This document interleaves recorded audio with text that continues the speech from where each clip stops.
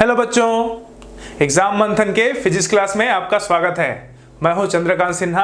आज हम क्लास 11 का जो सबसे फर्स्ट टॉपिक है यूनिट्स एंड मेजरमेंट, उसके बारे में बात करने वाले हैं। ठीक है, देखिए क्लास 11 का जो सिलेबस है, ठीक है, वो पूरी तरह से एकदम क्या बोलते हैं, आपके आसपास की जो चीजें हैं, ठीक है, जिसको हम देख सकते हैं, ठीक है, उन्हीं के बारे में बेस्ड है। ठीक है, तो कुछ चैप्टर आपको बहुत अच्छे से इंटरेस्टिंग लगेगा, कुछ हो सकता है थोड़ा बहुत बोरिंग लगे, क्योंकि वो चीजें हमको दिखाई नहीं देती, हम बस उसको महसूस करते हैं। ठीक है, तो खैर वो तो बाद में देखा जाएगा। आज हम बात करेंगे यूनिट्स एंड मेजरमेंट की।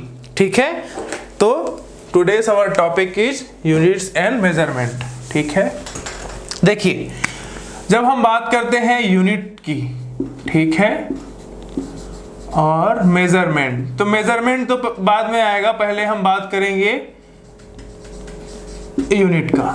ठीक है, देखिए यूनिट से पहले हमको एक चीज पढ़ना है, these are called physical quantities. ठीक है, सबसे पहला टॉपिक हम यहां पे पढ़ेंगे इस चैप्टर में, that is called physical quantity, जिसको हम बोलते हैं भौतिक राशियां, फिजिकल क्वांटिटीज। ठीक है, क्या बोला जाता है इनको हिंदी में? भौतिक राशियां।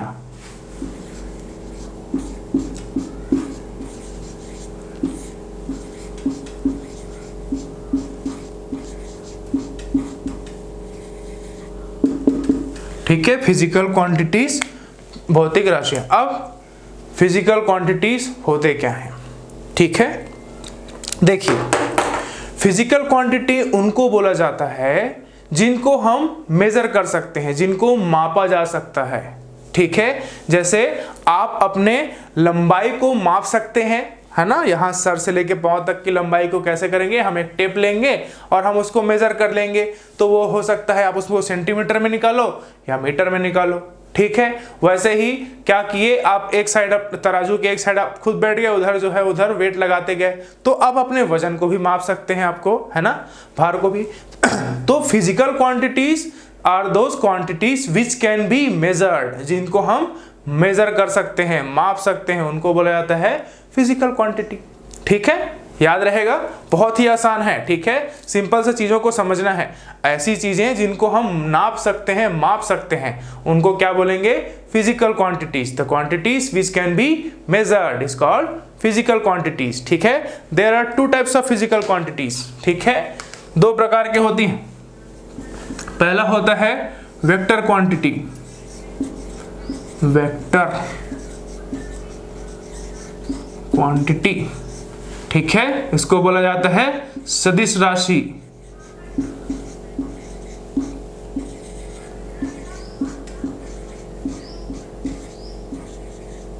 ठीक है, और दूसरा होता है आपका स्केलर क्वांटिटी। ठीक है, स्केलर क्वांटिटी, ये होता है आपका अदिश राशियां, अदिश राशि बोलते हैं इसको। ठीक है, तो आपको ये दो चीजें भी याद रखनी है, vector quantity as well as, vector quantity and scalar quantity. ठीक है, अब हम देखते हैं वेक्टर क्वांटिटी किसको बोला जाता है। ठीक है, आपको याद रखना है the quantities which has both magnitude and direction. ठीक है, ऐसा फिजिकल क्वांटिटी जिसमें दिशा और परिमाण दोनों हो, उसको हम क्या बोलेंगे? Vector quantity. ठीक है, क्या क्या इंक्लूड होगा इसमें? आपका मैग्नीट्यूड एंड डायरेक्शन।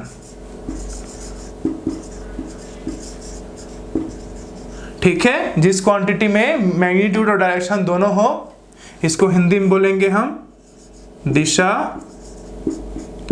और परिमाण। परिमाण का मतलब होता है वैल्यू।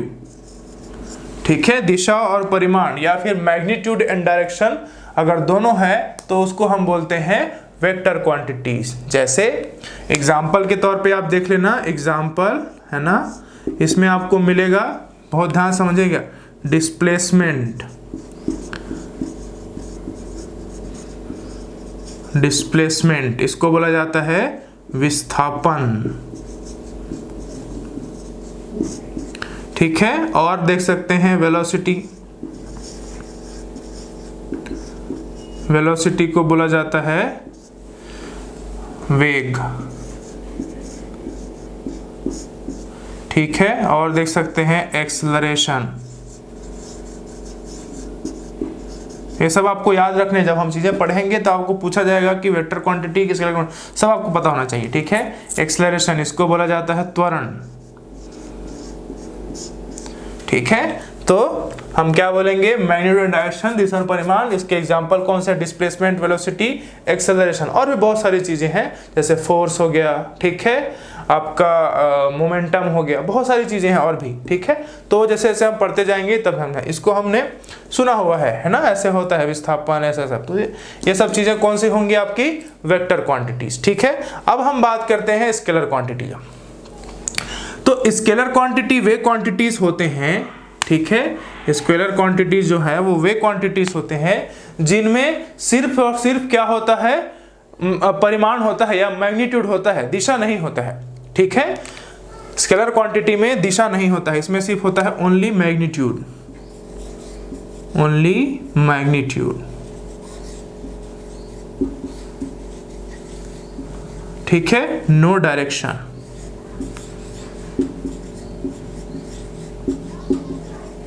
ठीक है। इसमें ओनली होता है केवल परिमाण,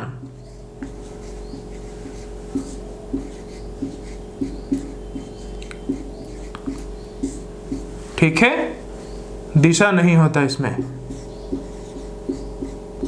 दिशा नहीं होती, ठीक है। ऐसी भौतिक राशियां जिनमें केवल परिमाण हो, दिशा ना हो, ठीक है, the physical quantity which have only magnitude, ठीक है, but no direction is called scalar quantity, ठीक है। इसके भी एग्जांपल देख लेते हैं, बहुत ही इजी चीज है। इसके एग्जांपल में आपको देखना है डिस्टेंस, डिस्टेंस मतलब दूरी, ठीक है। उसके बाद है आपका स्पीड, है ना,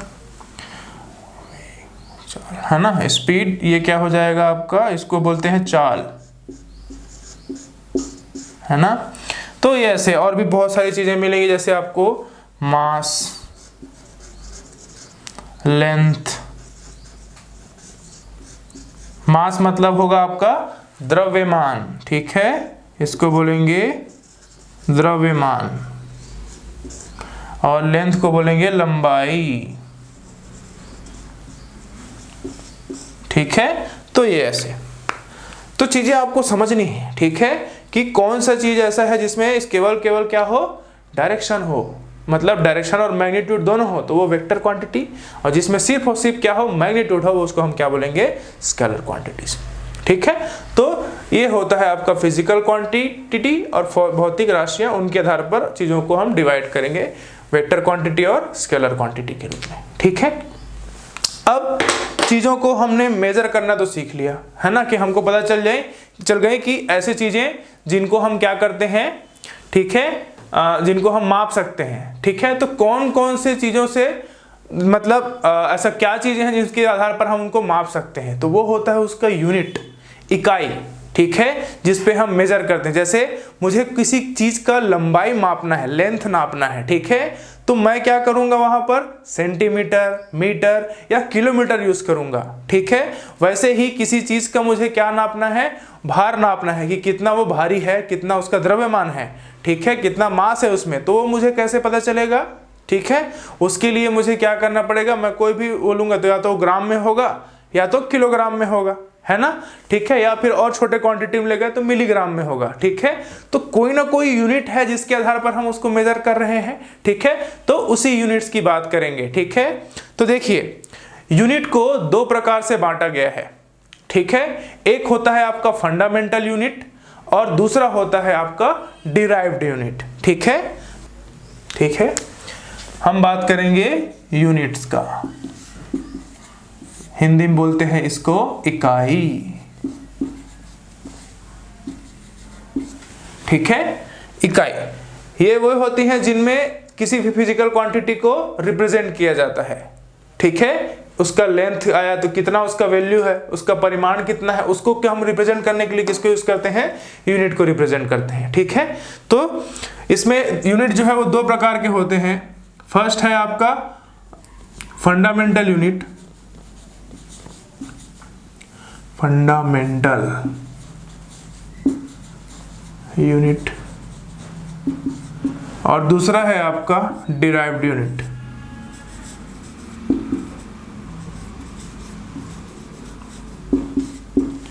ठीक है, फंडामेंटल यूनिट को बोला जाता है आधारभूत इकाई, आधारभूत इकाइयां, ठीक है। और ये डिराइव्ड यूनिट जो है इसका हिंदी मुझे याद नहीं आ रहा, देखना पड़ेगा, खैर कोई बात नहीं, हो जाएगा, ठीक है। तो there are two types of units, पहला वाले को बोलते हैं फंडामेंटल यूनिट और दूसरा जो है वो डिराइव्ड यूनिट, ठीक है। डिराइव्ड, हाँ ये व्युत्पन्न होगा, ये व्युत्पन्न, व्युत्पन्न इकाई, ठीक है। तो ऐसा, तो यूनिट जो है वो दो प्रकार के होते हैं, फंडामेंटल यूनिट और डिराइव्ड यूनिट, ठीक है। तो अभी हम बात करेंगे फंडामेंटल यूनिट का, ठीक है। देखिए हमने यहाँ पे लिखा है फंडामेंटल यूनिट आधारभूत इकाइयां, इसका मतलब ये है कि फंडामेंटल यूनिट्स ऐसे यूनिट होते हैं जो एकदम बेसिक हैं, जिसको हम किसी भी तरह से और अलग से नहीं बनाए हैं, वो खुद से, मतलब ये है कि एक पर्टिकुलर भौतिक राशि के लिए या फिजिकल क्वांटिटी के लिए उसको फिक्स कर दिया गया है। जैसे लेंथ का यूनिट होता है मीटर, है ना, लंबाई का यूनिट होता है मीटर, ठीक है। पर हम क्या मीटर से किलोग्राम मतलब वजन को नाप सकते हैं क्या? नहीं। करंट को नाप सकते हैं क्या? नहीं। टेम्परेचर को नाप सकते हैं क्या? नहीं। लंबाई से हम सिर्फ मीटर से सिर्फ हम लंबाई को नाप सकते हैं, तो उसके लिए पर्टिकुलर फिक्स्ड हो गया और किसी चीज में उसका उपयोग हम नहीं कर सकते, इसलिए उसको बोला जाता है फंडामेंटल यूनिट। मतलब कुछ ऐसे बहुत फिजिकल क्वांटिटीज है, भौतिक राशियां हैं जिनका क्या बोलते हैं यूनिट या फिर इकाई जो है वो बहुत बेसिक है, एकदम स्टार्टिंग से, और यूनिक है उसके लिए अलग से, पर्टिकुलर उसी के लिए, उसको बोला जाता है फंडामेंटल यूनिट, ठीक है। तो आइए उसके बारे में बात करते हैं, ठीक है।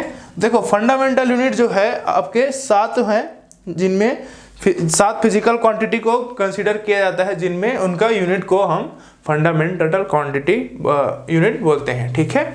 तो वो है कौन कौन से देख लेते हैं। पहला है आपका लेंथ, दूसरा है आपका मास, ठीक है।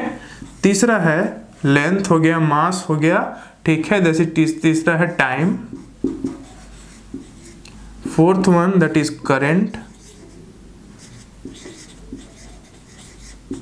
फिफ्थ वन, ठीक है, 4 हो गए, ठीक है। इसको बोला जाता है ल्यूमिनस इंटेंसिटी, ल्यूमिनस, ये आपको बहुत अच्छे से याद होना चाहिए, ठीक है, ल्यूमिनस इंटेंसिटी। वैसे ही 6th है आपका quantity of matter, quantity of matter, ठीक है। और आपका एक 7th वाला जो है उसको हम बोलते हैं टेम्परेचर, ठीक है। तो उसको हम यहां पे लिखेंगे। तो देखिए लेंथ का यूनिट क्या होगा, मास का यूनिट क्या होगा, टाइम का यूनिट क्या होगा, अभी हमको पता चल जाएगा, ठीक है। आपको ये पहले सारे फिजिकल क्वांटिटी अच्छे से याद करने हैं, ठीक है। देखिए ये बेसिक है, आप कहीं भी जाएंगे तो आपको ये पता होना चाहिए, ये पता है तभी आप चीजों को आगे बढ़ा सकते हैं, है ना। तो देखिए लेंथ, ठीक है, आपको सबको पता है लंबाई को किस में मापा जाता है, मीटर, सेंटीमीटर, किलोमीटर में, ठीक है। पर आपको यूज करना है मीटर, ठीक है, मीटर। ये ऐसा, ठीक है। याद रखेंगे, या तो इस मीटर को आप ऐसे पूरा लिखेंगे स्मॉल लेटर्स में, कैपिटल लेटर यूज नहीं करते हैं हम, ठीक है। यूनिट लिखने के लिए कैपिटल लेटर का उपयोग नहीं होता, ठीक है। या तो ऐसे लिखोगे, ठीक है, स्मॉल m लिखोगे, पीछे डॉट नहीं लगाना है, ठीक है, पीछे डॉट नहीं लगाना है, ठीक है। ये मीटर हो गया। फिर मास के लिए हम यूज करते हैं किलोग्राम, दैट इज kg, ठीक है। टाइम के लिए हम यूज करते हैं सेकंड, ठीक है। करंट के लिए हम यूज करते हैं एम्पियर। ल्यूमिनस इंटेंसिटी के लिए यूज करते हैं हम कैंडेला,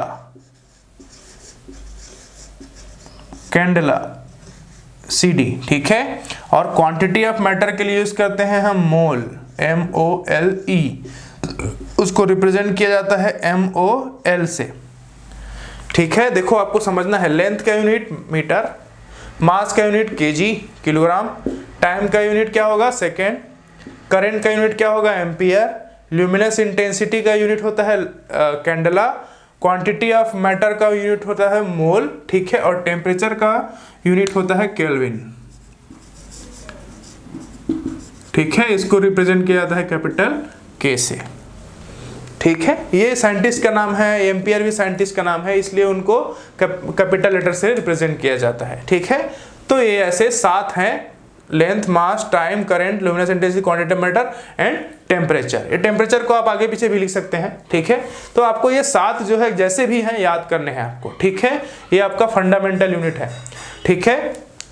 इसमें 2 चीजें और भी हैं, ठीक है, पर उनको फंडामेंटल क्वांटिटी में कंसीडर नहीं किया जाता, ठीक है। एक है आपका एंगल और दूसरा है आपका सॉलिड एंगल,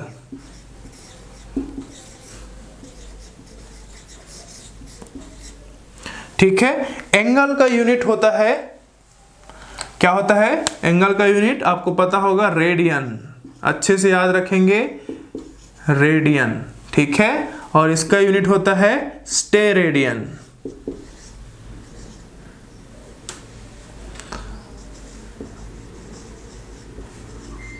रेडियन, ठीक है। हिंदी में बोलना है तो इसको बोलेंगे रेडियन और इसको बोलेंगे स्थैत रेडियन, ठीक है, स्थैत रेडियन। तो आपके पास 7 जो है फंडामेंटल क्वांटिटी है, ठीक है। इसके बाद हम बात करेंगे डिराइव्ड यूनिट्स का, ठीक है। कौन से यूनिट का, डिराइव्ड यूनिट्स का, ठीक है। तो आइए उसके बारे में बात करके देखते हैं, वो कैसे होता है, क्या होता है, आपको उसकी भी जानकारी दी जाए, है ना, ठीक है। तो डिराइव्ड यूनिट ऐसे यूनिट्स होते हैं जिनको हम बनाते हैं, ठीक है।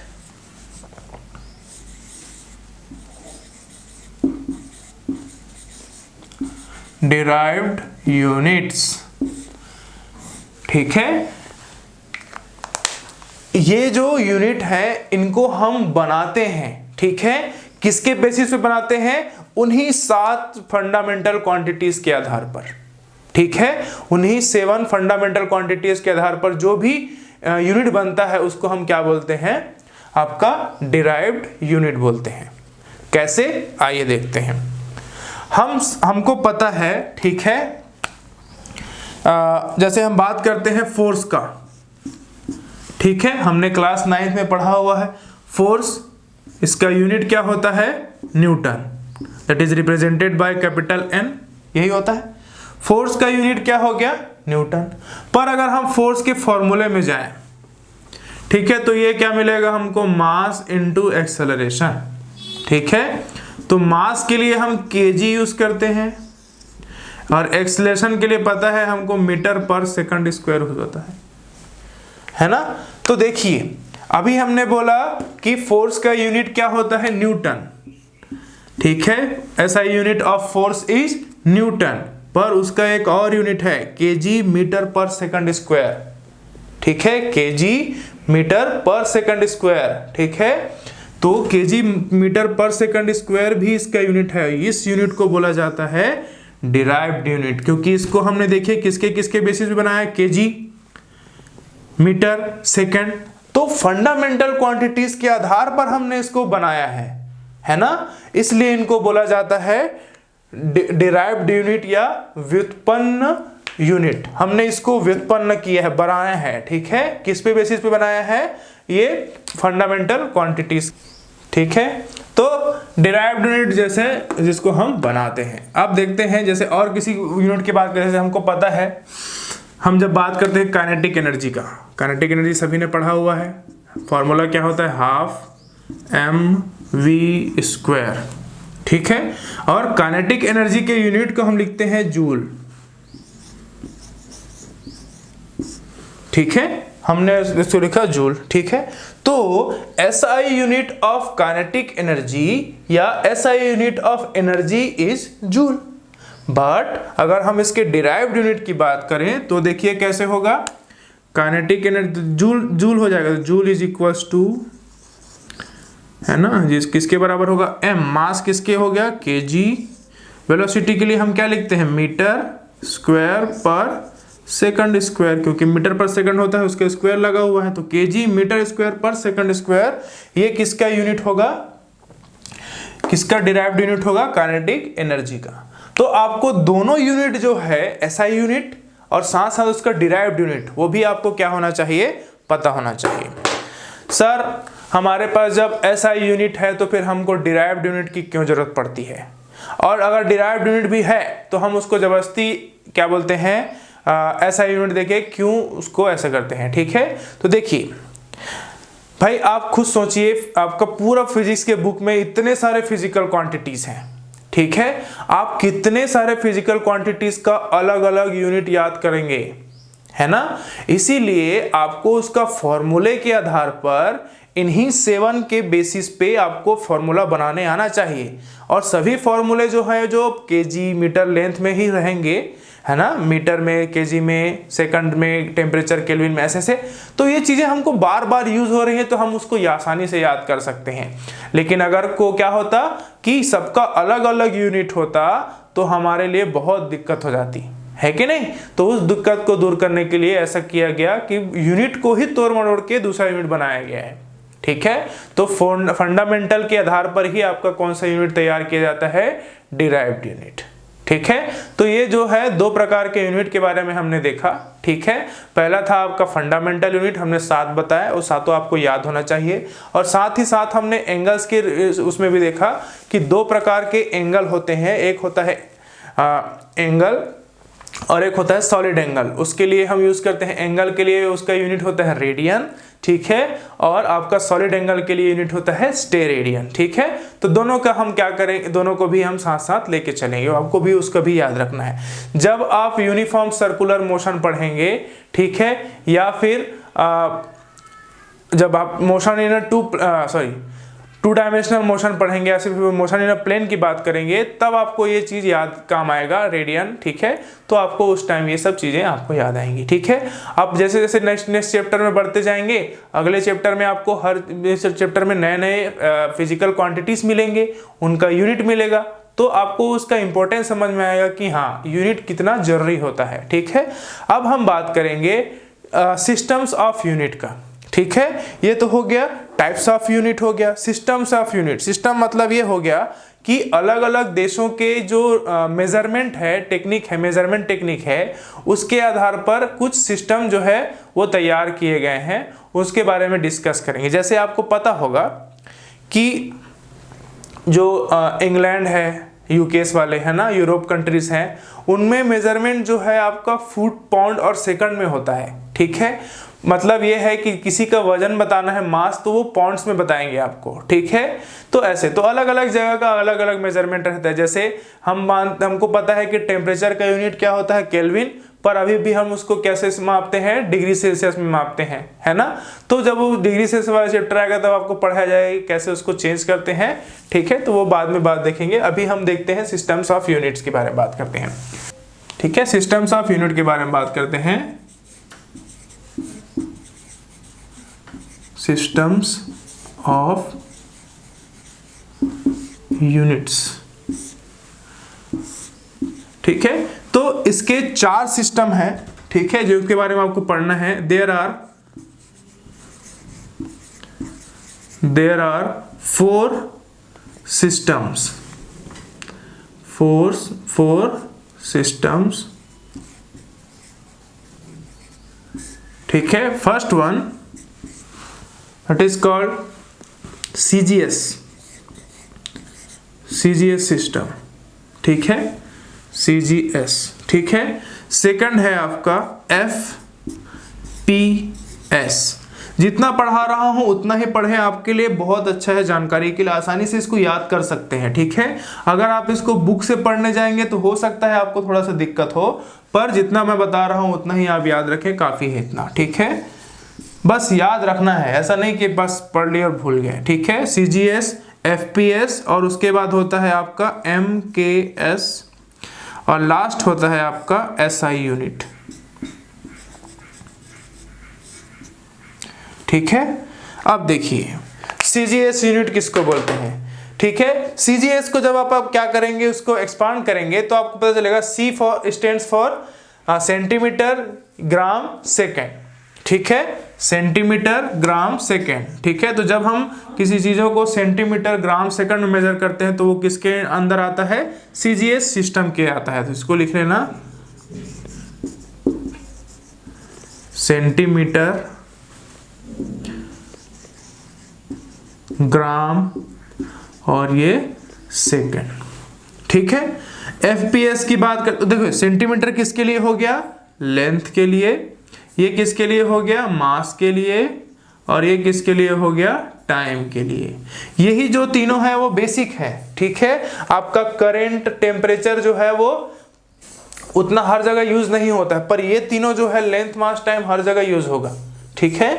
तो ये ऐसा, तो एफपीएस तो इसको लिखेंगे फुट, पाउंड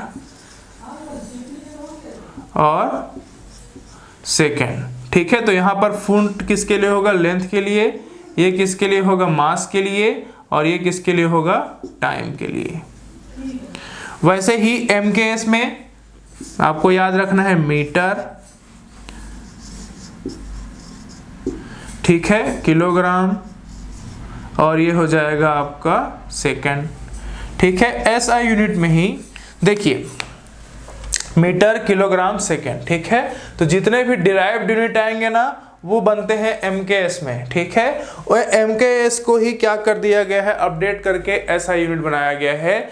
एसआई मतलब होता है स्टैंडर्ड, इंटरनेशनल स्टैंडर्ड। इसका मतलब ये है कि जो भी यूनिट इसमें लिखा गया है, लिया गया है, वो ऐसे यूनिट होंगे जिनको हर जगह कंसीडर किया जाएगा, ठीक है। आप सेंटीमीटर, ये ग्राम सेकंड बोलेंगे, फुट पाउंड सेकंड बोलेंगे, तो ये रीजनल है, एक पर्टिकुलर जगह के लिए इसको अप्लाई किया जाता है, यूनिवर्सल नहीं है। पर ऐसा यूनिट जो होते हैं वो यूनिवर्सल होते हैं। आप जहां भी जाएंगे आप इसके बारे में बात करेंगे, जैसे करंट के लिए आप एम्पियर बोलेंगे चलेगा, ठीक है।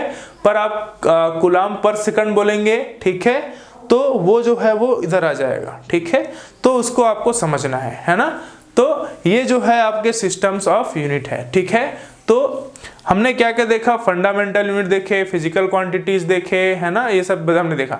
तो ये सब चीजें जो है आपके फर्स्ट इंट्रोडक्शन पार्ट है किसका, यूनिट का, उसके लिए जरूरी हो जाता है, ठीक है। तो आपका जो यूनिट्स एंड मेजरमेंट है वो ये पूरे चैप्टर इसको कवर करता है, ठीक है।